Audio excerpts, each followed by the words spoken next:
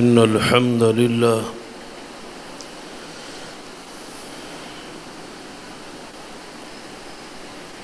نحمده ونستعينه ونستغفره ونعوذ بالله من شرور أنفسنا ومن سيئات أعمالنا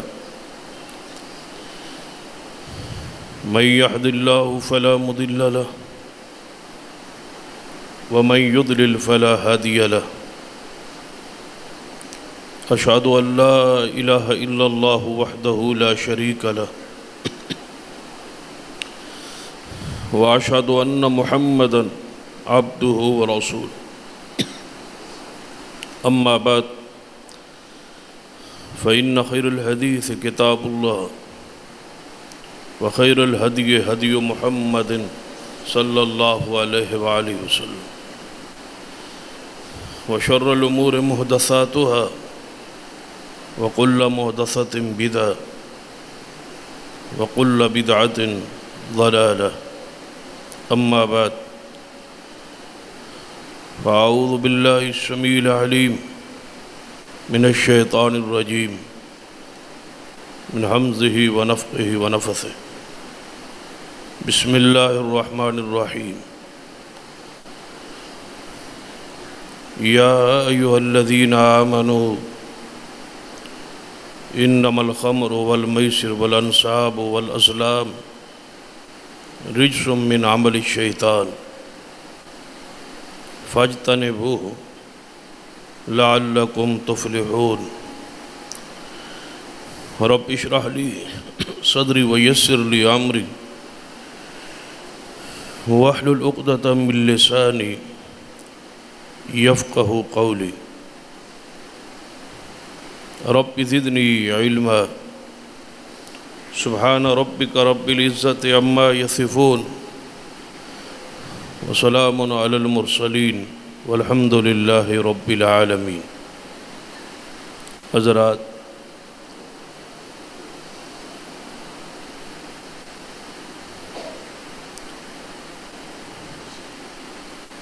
روزے کو عربی میں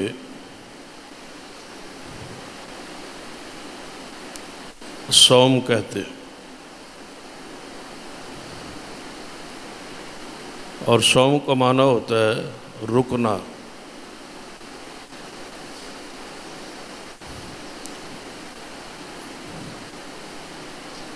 اصطلاحی طور پر الصوم کا معنی ہے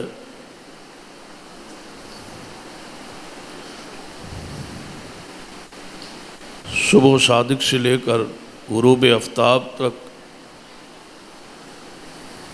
کھانے پینے اور شہوات سے اپنے آپ کو روکنا، اسے صوم کہتے.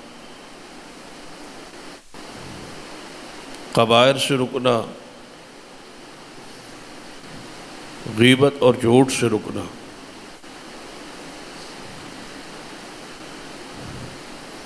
یہ اصطلاحی معنی ہے الصوم کا، یعنی روزے کا.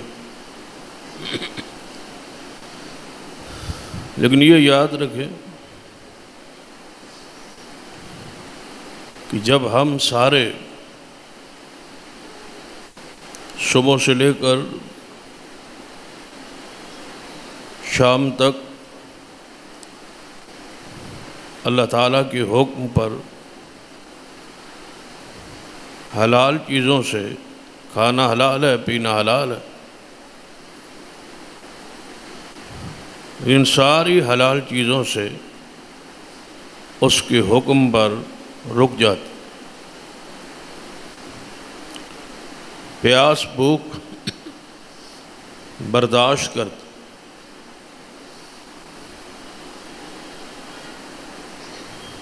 حتیٰ کہ بعض محدثین نے یہ بات بھی لکھی کہ اس بھوک اور پیاس کا ذکر بھی نہیں کرنا چاہیے. یعنی اپنے ہاں اس کو برداشت کریں. آج روزہ لگ گیا ہے، بڑی پیاس ہے، بڑی بھوک ہے، اس کا اظہار بھی نہ کر۔ یہ بھوک اللہ کے لیے، یہ پیاس، یہ برداشت اللہ کے لیے جب کر رہے، تو آپ نے اس عمل کو چھپانے کی کوشش کی۔ جب روزہ ایسی عبادت ہے جس میں ریاکاری کا امکان نہ ہونے کے برابر، یہ بندہ کے اور اللہ کے درمیان ایک معاہدہ ہے،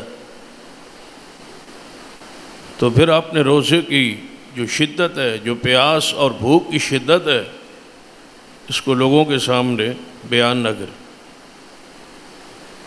اس کو برداشت کرے،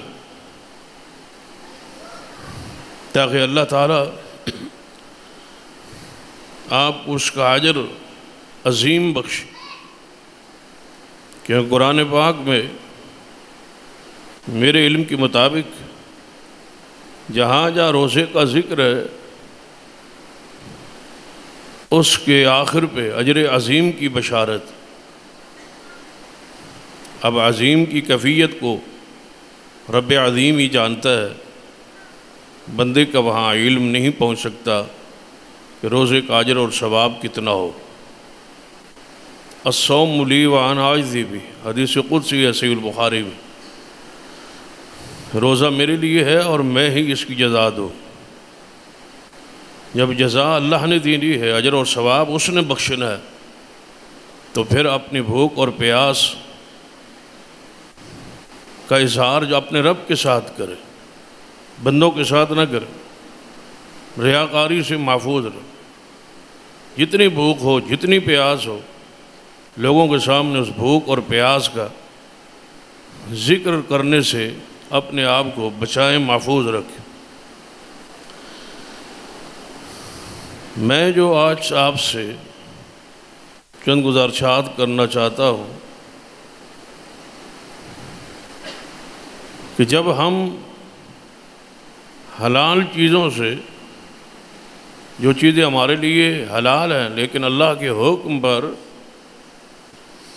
ہم وہ چیزیں استعمال نہیں کرتے، اس لیے کہ میرا روزہ ہے، آپ یہ کہتے ہیں کہ میرا روزہ ہے، میں کھا نہیں سکتا، پی نہیں سکتا، ساری نعمتیں موجود ہیں، اللہ کے سوا دیکھنے والا بھی کوئی نہیں، چھپ کے بندہ کھا بھی سکتا ہے، پی بھی سکتا ہے، لیکن وہ کون سا درمیان میں پردہ ہے، وہ کون سی چیز ہے جو ہمیں کھانے نہیں دیتی؟ سامنے پانی موجود ہے، مشروبات موجود ہیں، کیوں نہیں پیتے؟ اللہ کے سوا دیکھنے والا بھی کوئی نہیں، ساری نعمتیں گھر میں محفوظ موجود ہے، حلال اور طیب کھانا سامنے پڑا ہے، لیکن ہم کیوں نہیں کھاتے؟ اس لیے کہ اللہ کا حکم، اللہ نے روکا ہے، اللہ نے منع کیا ہے، اور فرمایا کتب علیکم الصیام، اے ایماندارو تم پہ روزے فرض ہے۔ جب اس فرضیت پہ ہم حالت میں اللہ کے حکم کو، فرض کو پورا کر رہے ہیں، تو کھانے پینے سے ہم رکے ہوئے ہیں، کس کے حکم کے ساتھ؟ اللہ کے حکم کے ساتھ۔ تو یہ بات ذہن میں بٹھائے کہ جب ہم مخصوص وقت سے لے کر، یعنی صبح سے شام تک حلال چیزوں سے رکے ہوئے ہیں، تو جو حرام چیزیں ہیں ان سے تو مومن کا ہمیشہ روزہ ہوتا ہے۔ جو اللہ نے ہم پہ حرام کی ہیں چیزیں، ان سے کیوں نہیں بچتے آپ؟ جب حلال چیزیں کھانے سے روک گئے، پینے سے روک گئے، تو پھر جو چیزیں ہمارے لیے اللہ نے ہمیشہ کے لیے حرام کی ہے، اور انہی الفاظ کے ساتھ اور اسی پیار اور محبت بھرے انداز کے ساتھ کہ یہ چیزیں اہل ایمان تم پہ حرام ہیں، تو پھر ہم ان کا استعمال کیوں کرتے؟ ان چیزوں سے اپنے آپ کو کیوں نہیں روکتے جو چیزیں اللہ نے ہم پہ حرام کی؟ تو آج جو آیت مبارکہ پڑھی، اس پہ ذرا غور کیجیے۔ یا ایھا الذین آمنو، اے ایمان والو۔ یہ وہی الفاظ ہے، یہ وہی پیار ہے، یہ وہی محبت کا انداز ہے جو روزے کی فرضیت سے پہلے اللہ نے فرمایا تھا یا ایھا الذین آمنو کتب علیکم الصیام۔ یہاں بھی وہی انداز ہے، ہمارے ایمان کی گواہی ہے۔ اللہ تعالیٰ اہل ایمان کو بلا رہا ہے، پکار رہا ہے، یا ایھا الذین آمنو، اے ایمان والو۔ انما الخمر والمیسر والانصاب والازلام رجس، اے اہل ایمان، اے مومنو، بے شک نشہ اور جوا، بت پرستی، ایسی شے، ایسی تھان جہاں اللہ کے علاوہ کسی کی عبادت ہو، اور تیر کے وہ پانسے، وہ فال گیری، یہ چار چیزیں جو ہے رجسن، گندی ہیں، پلید ہے۔ سب سے پہلے فرمایا انما الخمر، نشے کا ذکر پہلے کیا ہے، اور اس کو ام الخبائث کہا گیا کہ خبیث اور پلید چیزوں کی جڑ اور بنیاد، سب سے بری چیز خبیث جو ہے وہ شراب ہے۔ انما الخمر، بے شک شراب، اس کا معنی سرور کائنات محمد رسول اللہ صلی اللہ علیہ وسلم نے لفظ خمر کا معنی خود فرمایا۔ آپ نے فرمایا کل مسکر خمر، کہ ہر نشے والی چیز خمر ہے۔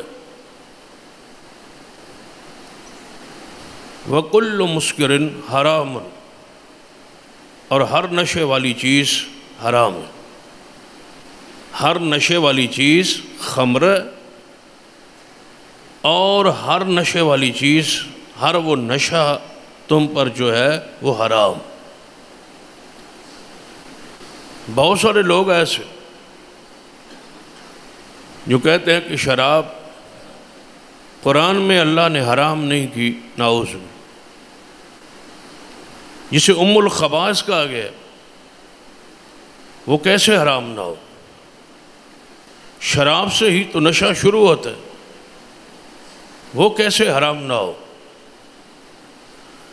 قرآن پاک نے ان چار چیزوں پر 7 وجوہات بیان کی ہے کہ یہ چیزیں حرام کیوں ہے۔ یہ شراب جو ہے اور جوا حرام کیوں کیا گیا ہے؟ اس کی 7 علتیں، 7 وجوہات اللہ نے قرآن میں بیان کی۔ پھر کوئی عقل مند بندہ کیسے کہہ سکتا ہے کہ شراب حرام نہیں، اچھا عمل نہیں ہے لیکن حلال، حرام نہیں ہے، قرآن میں اللہ نے اس کو حرام نہیں کیا؟ تو بتلائیے، حرام کہنے کے لیے، حرام سمجھنے کے لیے، حرام کے ثبوت کے لیے کون سے الفاظ آپ کو چاہیے جس کی بنیاد پہ آپ کسی شے کو حرام کہیں؟ انما الخمر، بے شک نشہ آور چیز، بے شک شراب، یہ سب سے پہلے فرمایا رجسن، کہ یہ گندی چیز ہے۔ حیرانگی کی بات ہے کہ بہت سارے لوگ اپنی خوشیوں میں اور غمیوں میں بھی شراب پیتے، اور شاید میرا جو تجزیہ ہے، جو میرا ذہن ہے، جو میری معلومات، غیر مسلموں کے بعد یہود و نصارہ تو اپنے لیے اس کو حرام ہی نہیں جانتے، حرام ہی نہیں سمجھتے، ان کی تو خوراک ہے، ان کی تو عادت ہے۔ لیکن جو کلمہ گو لوگ جو اپنے آپ کو مسلمان کہتے اور سمجھتے ہیں کہ ہم مومن اور مسلم اور مسلمان ہیں، ان میں سے سب سے زیادہ شراب میرے ذہن اور معلومات کے مطابق رافضیوں میں پی جاتی۔ یہ لوگ شرابی ہوتے اور شاید کیوں ہیں، اس کی وجوہات جو مجھے سمجھ آئی ہے ان میں سے ایک وجہ تو یہ ہے کہ سیدنا عمر رضی اللہ تعالی عنہ اس کی حرمت کا سبب اور ذریعہ بنے، اور لازم بات ہے جو بات سیدنا عمر رضی اللہ تعالیٰ عنہ کی طرف منسوب ہوگی، رافضی غصے میں آ کے بھی پیے، جلال اور جذبات میں آ کے بھی پیے، اپنی بدعقیدگی کی بنیاد پر بھی پیے، سب سے زیادہ شراب اس گروہ میں پائی۔ کیوں؟ سیدنا عمر رضی اللہ تعالیٰ پریشان تھے اور فرمایا کرتے تھے کہ اے اللہ، شراب کی حرمت واضح نازل فرما۔ ان کی تڑپ پر، ان کی چاہت پر اللہ تعالیٰ کی طرف سے یہ آیات جو ہے وہ نازل ہوئی۔ کیوں؟ سیدنا عمر رضی اللہ تعالیٰ اس سے پہلے 2 مرتبہ آیات شراب کی، ایک آیت میں سورۃ البقرہ میں کہ شراب جو ہے اس کا نقصان نفع سے زیادہ ہے، لہذا اس سے اجتناب کیجیے۔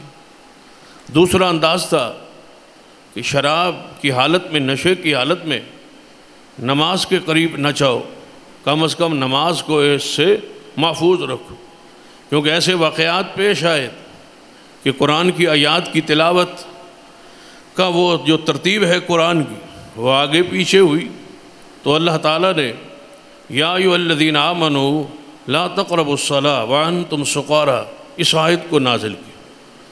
اس 2 آیات، 2 احکام کے باوجود سیدنا عمر رضی اللہ تعالیٰ خواہش تھی کہ اے اللہ ہمارے لیے واضح اس کی حرمت نازل فرما۔ کتنی فطرت اسلام کے مطابق ڈھل گئی تھی، کتنے دل کے کھرے اور صاف تھے، تبھی تو رسول اللہ صلی اللہ علیہ وسلم نے فرمایا تھا کہ میرے بعد اگر کوئی نبی ہوتا تو وہ سیدنا عمر ہوتے۔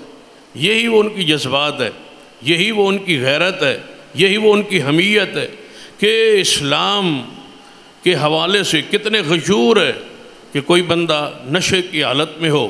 سیدنا عمر رضی اللہ تعالیٰ عنہ کیا کہہ رہے ہیں کہ اے اللہ ہمارے لیے اس کی واضح حرمت نازل فرما۔ تو پھر دیکھتے ہیں کہ جو شیطان ہے وہ کیسے شراب سے باز آ سکتا ہے، کیسے رک سکتا ہے، جب سیدنا عمر جیسی ہستی و شخصیت اس کی حرمت سے کے بارے میں اللہ سے دعا کر رہے، تو سیدنا عمر رضی اللہ تعالیٰ کی دعا قبول ہوگی۔ جو آپ کی طلب تھی، جو آپ کی رائے تھی، جو آپ کی چاہت تھی، جو آپ کی خواہش تھی، اللہ نے پوری فرما دی۔ فرمایا انما الخمر والمیسر والانصاب والازلام رجس، یہ گندی چیز ہے۔ شراب سب سے پہلے گندی چیز ہے، رجس ہے، پلید ہے، یہ رب نے کہہ دی۔ اب مجھے نہیں سمجھ آتی کہ جو کہتے ہیں کہ شراب حرام نہیں ہے، حیرانگی کی بات ہے کہ کیا اللہ کے ہاں گندی چیز بھی حلال ہوگی؟ جب اللہ تبارک و تعالیٰ رجس کہہ رہا ہے، اس کو گندی چیز کہہ رہا ہے، تو بھلا حرمت میں کیا شک رہ جاتا؟ جب اللہ اس کو پلید چیز کہے، رجس کہے، تو پھر کیسے شک اور شبہ ہو سکتا ہے کہ وہ چیز حرام نہیں ہو؟ من عمل الشیطان۔ اور دوسری وجہ شراب کی حرمت کی، فرمایا من عمل الشیطان، کہ یہ شیطانی عمل ہے، یہ شیطانوں کا کام ہے، یہ شراب پینا شیطانی عمل ہے، شیطانوں کا کام ہے، شیطانوں کا فعل ہے، اہل ایمان کا نہیں، اہل اسلام کا نہیں۔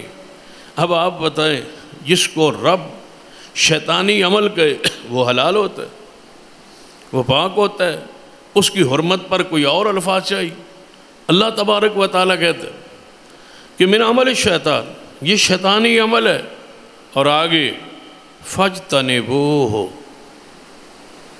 بچو اس سے، اللہ کا حکم ہے، اللہ کا امر ہے، اور امر فرض کے لیے آتا، امر وجوب کے لیے آتا، تو واجب ہوا شراب سے بچنا، نشے سے بچنا۔ فاجتنبوہ، اس الفاظ سے اللہ کا حکم اور امر سے بچنا فرض ہوگا، ضروری ہو کہ اس سے بچے۔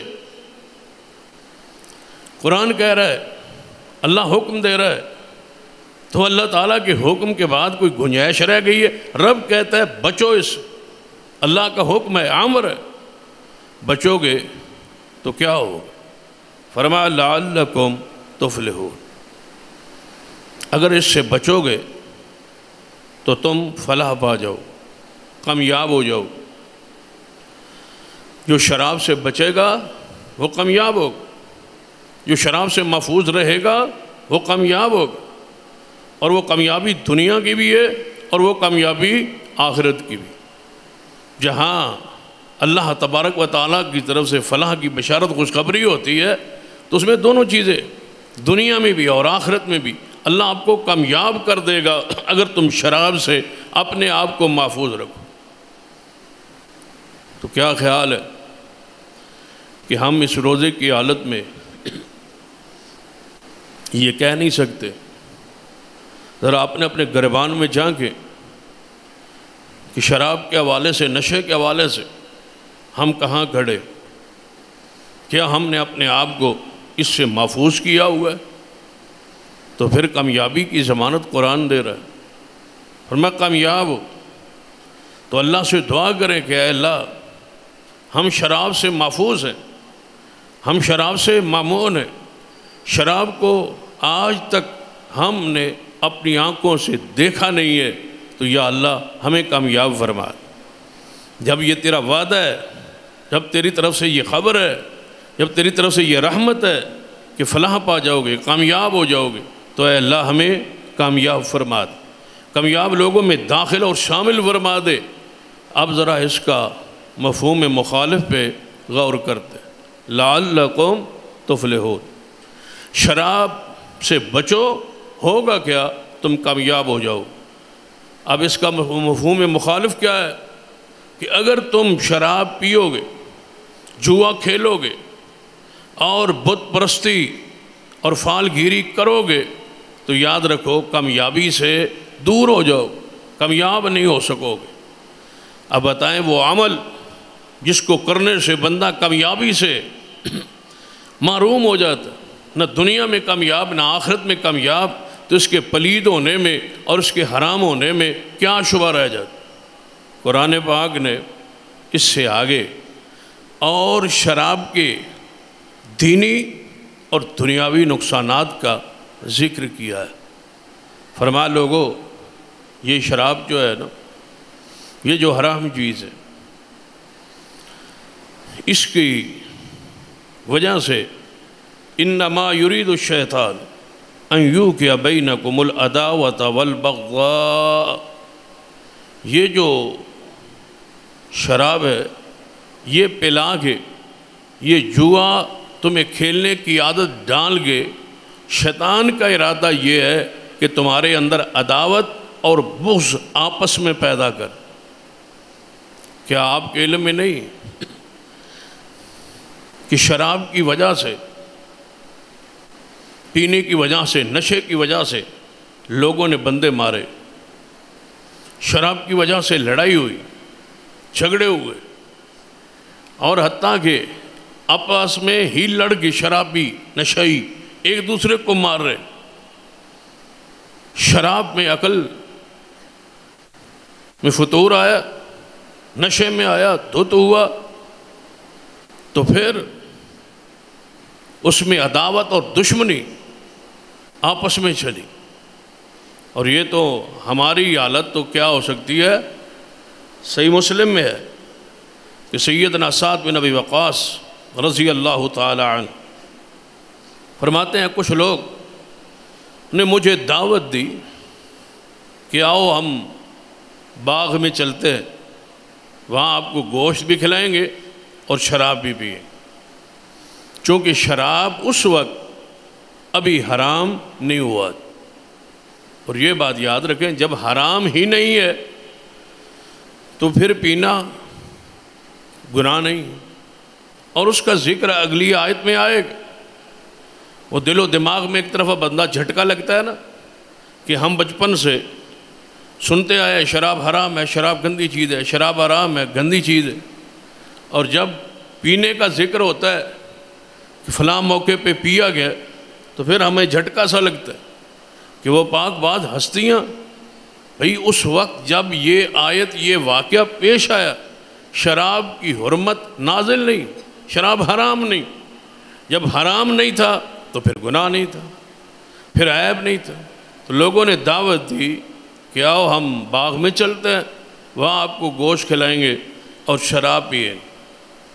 فرماتے ہیں کہ ہم وہاں چلے گئے. جب ہم نے وہ اونٹ کی سری کا گوشت وہاں پکا ہوا تھا، ہم نے وہ گوشت کھایا، شراب پی. اس کے بعد جب ہم پھر نشے کی حالت میں تھے تو وہاں بات چھڑ گئی مہاجرین کے بارے میں، انصار کے بارے میں. فرماتے ہیں مجھ سے پوچھا گیا کہ دونوں میں سے بہتر کون ہے، افضل کون ہے؟ تو میں نے کہہ دیا کہ مہاجرین افضل ہیں، مہاجرین بہتر ہیں. تو دوسرے کو غصہ آ گیا. اس نے وہ گوشت کی، وہ اونٹ کے گوشت کی جو ہڈی تھی جبڑے کی، وہ پڑی تھی سری کے اندر، وہ اٹھائی اور مجھے ماری اور میرا ناک زخمی ہو گیا. اب قرآن پاک کیا کہتا ہے کہ یہ جو شراب ہے ان یوقع بینکم العداوۃ والبغضاء، یہ تمہارے درمیان دشمنی پیدا کرتا ہے، یا تمہارے درمیان بغض پیدا کرتا ہے، یہ تمہارے درمیان دوری اور لڑائی پیدا کرتا ہے. تو سعد بن ابی وقاص رضی اللہ تعالیٰ فرماتے ہیں کہ میں نے وہ جب میں زخمی ہو گیا اس حالت میں سعد رضی اللہ تعالیٰ، تو اللہ تبارک و تعالیٰ نے اس آیت، اس شراب کی حرمت کی یہ آیت نازل فرما دی کہ یہ تمہارے درمیان بغض پیدا کرتا ہے، یہ تمہارے درمیان لڑائی پیدا کرتا ہے. اب ذرا اپنے معاشرے پہ نظر دوڑائیں کہ کیا لوگ اس کی بنیاد پہ لڑے نہیں؟ کیا اس بنیاد پر قتل و غارت نہیں ہوئی؟ کیا نشیوں نے اپنے آپ کو مارا نہیں؟ کیا نشیوں نے لوگوں کو قتل نہیں کیا؟ جب ساری چیزیں یہ ہیں تو پھر مانیے کہ شراب کے گندے ہونے پر، اس کے عمل شیطان ہونے پر، اس کے پلید ہونے پر، اس کے حرام ہونے پر، اور آپ کو کیسے الفاظ چاہیے جس کی اتنی ساری علت وجوہات قرآن پاک نے خود بیان فرما. آگے فرمایا کہ لوگوں یہ شراب اور جوا عداوت اور دشمنی پیدا کرتا ہے، اور دوسرا کیا کرتا ہے وَيَصُدَّكُمْ عَنْ ذِكْرِ اللَّهِ وَعَنِ الصَّلَاةِ. سب سے بڑا اس کا نقصان دینی یہ ہے کہ یہ اللہ کے ذکر سے دور کر دیتا. اب نشے میں نماز پڑھیں، نشے میں قرآن کی تلاوت ہوگی، نشے میں آپ کون سا عمل کر سکیں؟ وَيَصُدَّكُمْ عَنْ ذِكْرِ اللَّهِ. یہ شراب اور یہ جوا تمہیں اللہ کے ذکر سے روکتا ہے. جب تک آپ جوئے کی محفل میں بیٹھے رہیں گے کیا اللہ کے ذکر سے آپ محروم نہیں رہیں؟ جب تک شراب کی حالت میں نشے میں رہیں گے تو اللہ کے ذکر سے دور رہیں گے. وَعَنِ الصَّلَاةِ. اور تمہیں یہ نماز سے روکتا ہے. جو چیز نماز سے روکے، جو چیز اللہ کے ذکر سے روکے، اپنے کو اور اپنے بچوں کو ہر قسم کے نشے سے محفوظ رکھے. کم از کم ماہ رمضان کا یہ پیغام اپنے دلوں میں محفوظ کر لے کہ جب ہم حلال چیزوں سے اس کے کہنے پہ رک گئے تو حرام سے ہم کیوں نہیں رکتے؟ حرام تو حرام ہے، حرام سے تو مومن کا مستقل روزہ ہے. کم از کم حرام کاموں سے تو اپنے آپ کو بچائیں اور ماہ رمضان کی یہ تربیت لیں. اگر ماہ رمضان کے آخر تک تبدیلی نہ آئے تو پھر کیا فائدہ ان رمضان کے روزوں کو؟ سچ فرمایا رسول اللہ صلی اللہ علیہ وسلم نے، بہت سارے لوگ ایسے ہوتے ہیں جنہیں سوائے بھوک اور پیاس کے کچھ بچتا ہی نہیں، کچھ اپنے پلے چیز آنے دیں، کچھ اعمال، کچھ تربیت، کچھ تقوی، کچھ پرہیزگاری، کچھ اللہ کا ڈر خوف، پہلے سے حالت کچھ بدلے۔ اگر ماہ رمضان کا چاند ختم ہو، شوال کا چاند چڑھے اور وہی کیفیت نہ نماز میں ترتیب میں بدلی، نہ ہی کوئی اور نیکی اور تقوی، قرآن پاک نے تو کہہ دیا لعلکم تتقون کہ یہ تقوی کے لیے روزہ اس لیے ہے کہ تم میں تقوی پیدا ہو، اللہ کا ڈر پیدا ہو، گناہوں سے نفرت پیدا ہو، گناہوں سے کراہت محسوس ہو، نیکی کرنا آسان ہو جائے، گناہ کرنا مشکل ہو جائے۔ جب آپ کی حالت کیفیت یہ بدلے اور تبدیل ہو تو پھر آپ سمجھیں کہ ماہ رمضان کے روزوں کا آپ نے فائدہ اٹھا۔ ذرا اپنے گریبانوں میں جھانکیے کہ میں اور آپ اس وقت کہاں کھڑے۔ اللہ تبارک و تعالیٰ فرماتا ہے کہ یہ شراب، یہ حرام چیزیں، یہ ریش، یہ پلید چیزیں تمہیں اللہ کے ذکر سے روکیں گی، وعن الصلاۃ، اور تمہیں نماز سے روکیں گے۔ اور آگے فَهَلْ أَنْتُمْ مُنْتَهُونَ، یہ سوالی انداز میں اللہ کا امر ہے، فَهَلْ أَنْتُمْ مُنْتَهُونَ، بس کیا تم رک جاؤ گے؟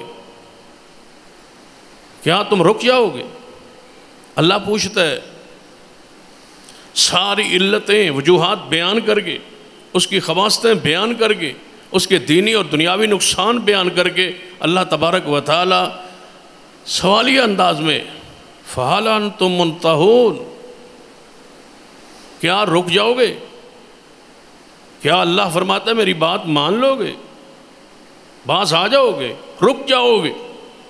اور جب یہ الفاظ اترے تو صحابہ کرام کا انداز کیا تھا؟ ہمیں تو کچھ نہیں ہوا نا، اس لیے کہ ہم شاید اللہ کے احکام کو وہ اہمیت، وہ مقام جو ہے وہ دیتے نہیں، یہ دل سخت ہو گئے۔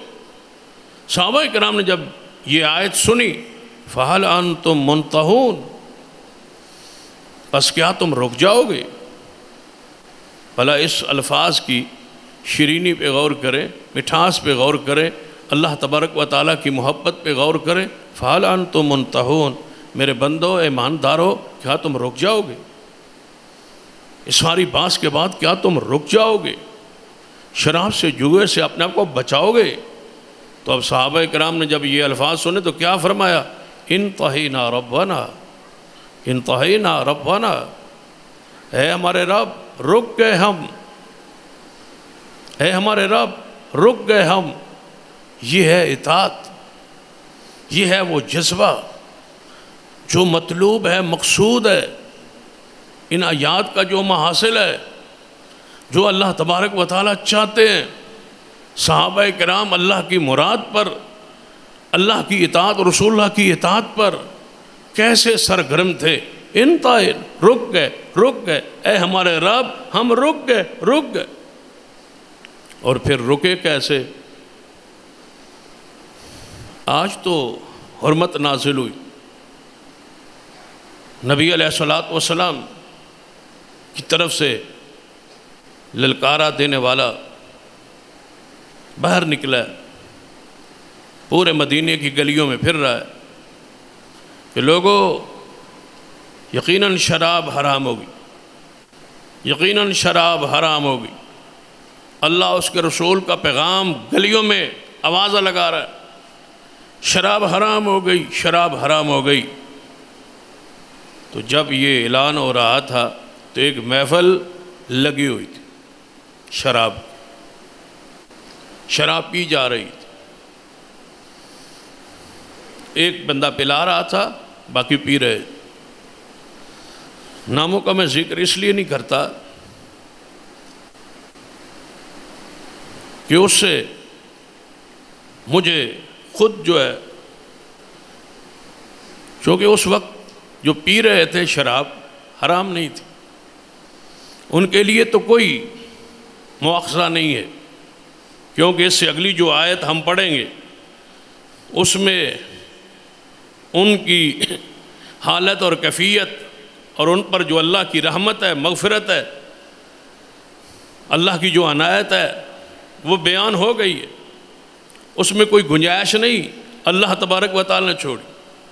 لیکن میں اپنے پیار اور عقیدت میں ان شخصیات کا نام نہیں لیتا۔ شراب پی جا رہی تھی، چونکہ حرام نہیں تھی، شراب پی جا رہی تھی، اور پلانے والا ایک شخص پلا رہا تھا۔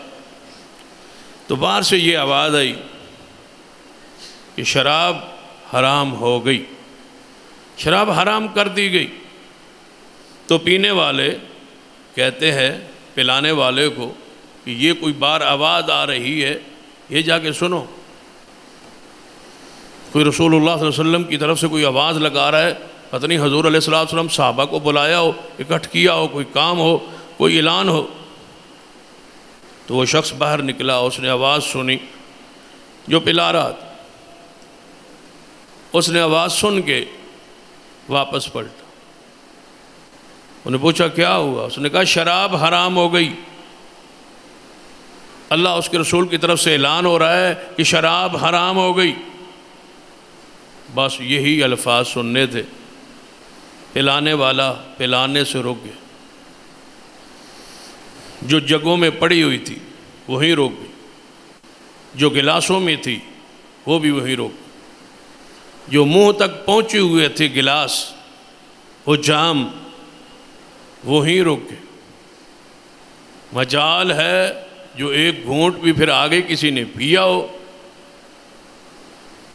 شراب بندے کے جسم کو رچ بس گیا ہو، عادی ہو شراب کا، اور حرام نہ ہو تو پھر پیتا ہو، تو پھر آیت آ جائے کہ لوگ کیا کہتے، یہی ہوگا نا کہ ٹھیک ہے اب جو پی رہے اس کو تو پیے نا،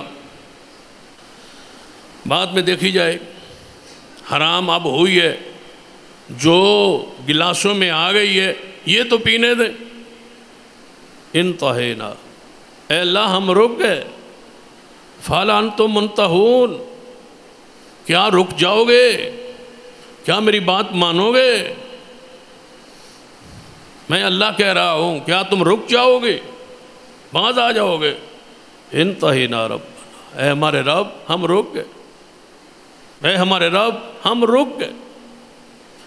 وہ منہوں کو لگی ہوئی شراب وہیں رک، پھر کیا ہوا؟ وہ گلاس توڑ دیے، وہ جام وہ جگ توڑ دیے گئے، وہ شراب کے مٹکے گھروں میں جو پڑے تھے اٹھا کے باہر گلیوں میں توڑ دیے۔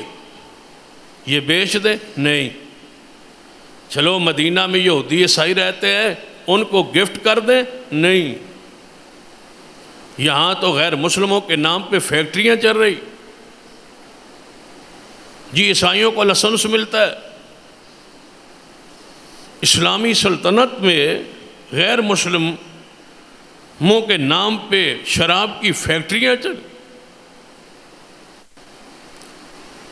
اور کریں کام کاروبار مسلمان، حالانکہ شراب اٹھانے والا بیچنے والا سب پر اللہ کی لعنت، سہولت کار بننے والا، کرایہ لے کے دوسرے شہر یا دوسری جگہ پر منتقل کرنے والا، سب پر اللہ کی لعنت برستی۔ اتنی گندی اور اتنی بری چیز ہے۔ فَهَلْ أَنْتُمْ مُنْتَهُونَ، بس کیا پھر رک جاؤ؟ جی ہمارے رب ہم رک گئے۔ صحابہ فرماتے ہیں ایسے لگتا تھا جیسے مدینے کی گلیوں میں بارش کا پانی بہتا ہے، اس طرح بہہ رہا تھا شراب۔ مجال ہے پھر کسی نے گھر میں کوئی قطرہ رہنے دیا ہو؟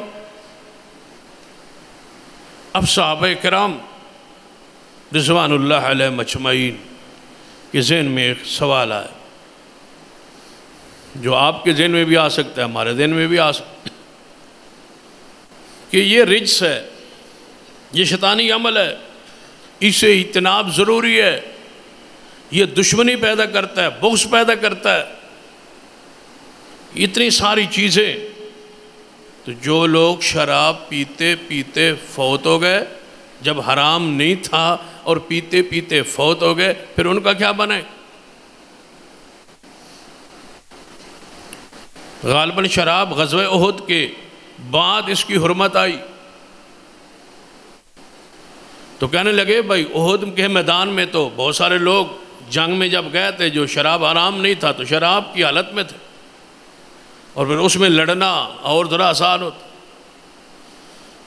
پھر پیٹ میں شراب ہو اور ادھر سے جہاد جاری ہو اور پھر شہادت آ جائے، اللہ کی راہ میں قتل ہو جائے، شہید ہو جائے، تو پھر اس کی حالت کیفیت وہ کہاں جائیں گے؟ آج بھی لوگ یہ کہتے ہیں اگر میں آج یہ عمل شروع کر دوں تو پھر میرے باپ دادا جو اسی حالت میں مر گئے پھر ان کا کیا بنے گا؟ اللہ بخشے میرے ابا جی کا کیا بنے گا؟ اللہ بخشے میرے دادا جی کا کیا بنے گا؟ وہ تو اسی حالت میں چلے گئے، اب تم باپ دادے کو بھی ہمیں برا کہنا پڑے؟ بھائی کس نے کہا ہے کہ آپ ان کو برا؟ یہ اعتراضات آج کے نہیں ہیں، یہ پرانے اعتراضات۔ قریش مکہ یہ کہتے تھے کہ اگر ہم جہنم میں جائیں گے یہ کام کر گے تو یہ تو ہمارا باپ دادا بھی کرتا تھا، تو پھر ان کے بارے میں کیا خیال؟ اب انہوں نے سوچا تھا کہ حضور علیہ السلام صحابہ کرام کہیں گے کہ وہ بھی جہنم میں جائیں گے، اور ہم کہیں گے یہ تو باپ دادے کو جہنمی کہہ رہے ہیں، ان سے تو بچنا چاہیے۔ تو اللہ تعالیٰ نے کیسا جواب دیا؟ فرمایا یہ ایک امت تھی گزر چکی، اپنے انجام کو پہنچ چکی، جو ان کا عمل ہوں گے اس کے مطابق ان کا فیصلہ ہو جائے گا، آپ اپنی بات کریں۔ آپ بھی یہی کہ بھائی ہمارے والدین ایسا کیا کرتے تھے جی، ایسے نماز پڑھتے تھے، ایسے کرتے تھے، پھر ہمارا باپ دادا کہاں جائے گا؟ اگر ہماری نماز نہیں ہے تو ہمارے باپ دادا کی پھر نماز تو نہیں ہوگی۔ بھائی وہ ایک امت ہے گزر چکی، ان کا معاملہ اللہ کے ساتھ، وہ اللہ تعالیٰ اٹھائے گا، ان سے پوچھے گا، وہ اس کی رحمت ہے، اس کی مہربانی ہے، فیصلہ کرے گا۔ آپ اپنے بارے میں قیامت والے دن کیا آپ باپ کے پیچھے جائیں گے؟ باپ کو بچائیں گے؟ یوم یفر المرء من اخیہ وامہ وابیہ وصاحبتہ وبنیہ۔ دنیا میں اتنے تم والدین کے ساتھ اور سارے خاندان کے ساتھ، یہ ہم سارے پھر ہمارے وہ جو فوت ہو گئے وہ کدھر جائیں گے؟ قیامت والے دن تو بھاگیں گے آپ، باپ بیٹے سے اور بیٹا باپ سے، بیوی سے بچوں سے بھاگیں گے کہ قریب نہ آ جائیں، وہاں تو بچانے کی کوئی صورت نہیں ہے آپ کے پاس، تو آپ پھر یہاں کیوں ترس کھا رہے ہیں؟ ٹھیک ہے امت ہے گزر چکی ہے، ان کا معاملہ اللہ کے ساتھ، آپ اپنی فکر کریں۔ تو صحابہ کرام رضوان اللہ علیہ مجمعین کے ذہن میں یہ بات تھی، پیدا ہوئی کہ وہ لوگ جو شراب پیتے پیتے دنیا سے چلے گئے تو ان کا کیا بنے گا؟ تو اللہ تبارک و تعالی جواب، جو آج تک ہم پیتے رہے، آج حرام ہوئی ہے نا، تو آج تک جو ہم پیتے رہے ہمارا کیا بنے گا؟ تو اللہ تبارک و تعالی نے جواب دیا، لیس علی الذین آمنوا وعملوا الصالحات جناح فیما طعموا۔ جو کچھ تم پہلے کھاتے رہے پیتے رہے کوئی گناہ نہیں، جب حرام ہی نہیں تھا تو تم پہ کوئی گناہ نہیں، کوئی مواخذہ نہیں، کوئی پکڑ نہیں ہے اس پر، لہذا اب پکڑ شروع ہوگی، اب گرفت ہوگی، اب کوڑے دنیا میں برسیں گے، اب اس کے کوڑے اس کو لگائے جائیں گے جو شراب پیے گا، اب اس کے لیے سزا ہے، اس لیے کہ آج کے بعد اللہ نے اس سے رکنے کا حکم دیا، اجتناب کرنے کا حکم دیا۔ فرمایا جو کچھ تم پہلے کھا چکے پی چکے اس پر کوئی گناہ نہیں ہے۔ بتاؤ کتنی بڑی بشارت ہے ان لوگوں کے لیے جو حرمت سے پہلے پیتے رہے، اللہ تعالیٰ نے ان کو معاف فرما معافی ہے، ان پر کوئی گناہ نہیں ہے۔ اذا متقوا وآمنوا وعملوا الصالحات، جب وہ اپنے آپ کو متقی بنا لے اور عمل صالح شروع کر دے، ثم اتقوا وآمنوا، پھر متقی بنے، اللہ سے ڈریں اور ایمان لائے، ثم اتقوا واحسنوا، پھر وہ ڈریں اور احسان اختیار کرے۔ 3 مرتبہ اللہ تعالیٰ نے اتقوا اتقوا اتقوا کے الفاظ بولے۔ ایک دفعہ ہی کافی تھا، لیکن اللہ نے 3 مرتبہ فرمایا وہ بچے بچے بچے، وہ ڈر جائیں، ڈر گئے ڈر گئے، تقوی اختیار کیا تقوی اختیار کیا تقوی اختیار کیا۔ بعض علماء نے یہ لکھا ہے کہ یہ تاکید کے لیے بار بار ذکر کرنا اللہ کی طرف سے تاکید ہے۔ بعض مفسرین نے بیان کیا نہیں، جب اللہ تبارک و تعالیٰ نے پہلے تقوی کا ذکر کیا تو اس سے مراد ہے کہ جب وہ شرک سے بچے اور اعمال صالح کیے، پھر دوسری دفعہ فرمایا واتقوا، تو اس کا معنی ہے وہ شراب سے بچے، اور تیسری مرتبہ فرمایا واتقوا، تو اس کا معنی یہ ہے کہ یہ لوگ اس پر ڈٹے رہے، قائم رہے، دوبارہ شراب نہ پی، تو اللہ فرماتا ہے کہ پھر یہ درجہ احسان پر آ۔ 2 مرتبہ آمنو کہا، تیسری مرتبہ واحسنو کہا، درجہ احسان پر۔ اتنے ڈرے کہ درجہ احسان پر پہنچ گئے۔ احسان کے درجے پر جب آ گئے تو پھر کیا ہے؟ فرمایا احسان لوگوں کے ساتھ احسان، اللہ کی عبادت میں احسان، کہ نبی علیہ السلام نے خود اس کی وضاحت فرمائی کہ اللہ کی عبادت کرے ایسے جیسے اللہ تبارک و تعالیٰ کو وہ دیکھ رہا ہے۔ جب دیکھ یہ تصور نہ ہو تو اتنا خیال ہو کہ اللہ مجھے دیکھ رہا ہے، اس طرح عبادت کرے تو یہ درجہ احسان ہے۔ اللہ فرماتا ہے کہ وہ تقوی اختیار کریں، ایمان لائیں اور تقوی اختیار کریں، اور درجہ احسان پر پہنچ جائیں گے وہ بندے۔ صحابہ کی تعریف کی اللہ نے انتہا فرما دی، سارے وہ شبہات دور کر دی، اور سارے ان رافضی بدبختوں کے الفاظ بھی، اعتراضات بھی دور کیے کہ یہ پیتے تھے، فلاں فلاں صحابی نے یہ موقع پر شراب پی۔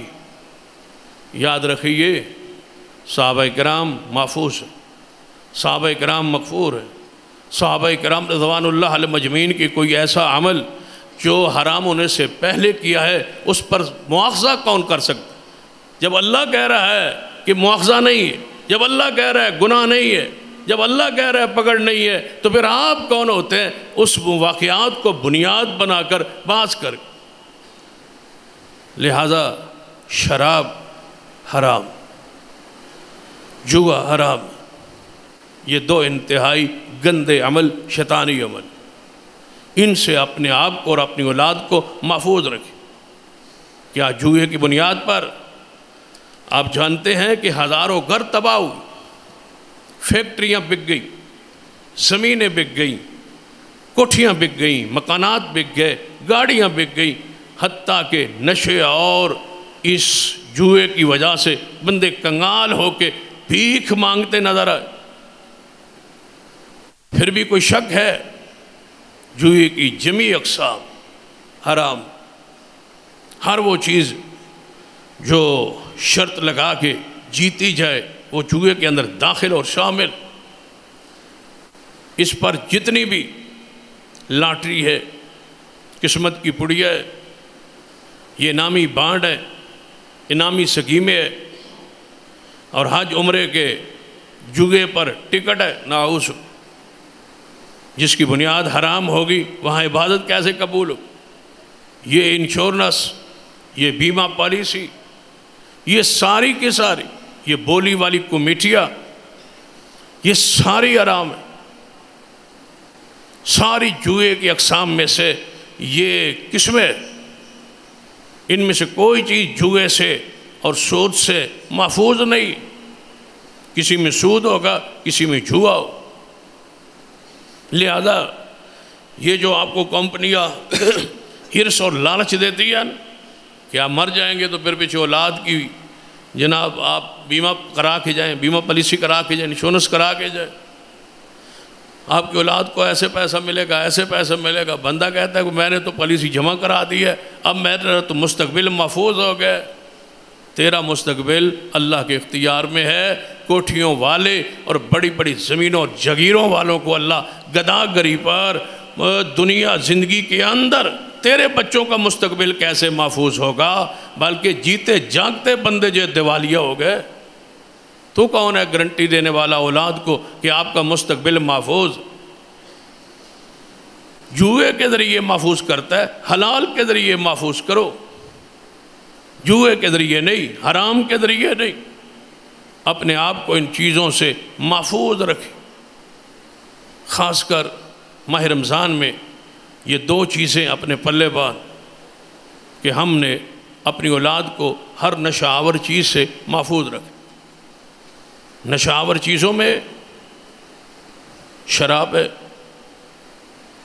اور جتنی چیزیں ہیں، بھنگ ہے، ہیروئن ہے، سگریٹ ہے، یہ ساری چیزیں نشے میں داخل، تمباکو نوشی ہے، نسوار ہے، یہ بیڑا، یہ ساری چیزیں حرمت کے اندر داخل و شامل، یہ رجس ہے، یہ شیطانی اعمال ہے،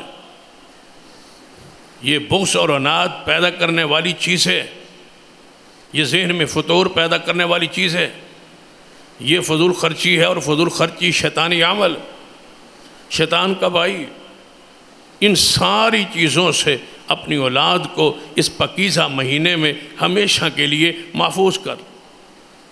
میں آپ سے کہتا ہوں، جب آپ روزہ رکھ کے شام تک سگریٹ سے بچے ہوئے ہیں تو آخر افطاری کے فوراً بعد سگریٹ کیوں ہے؟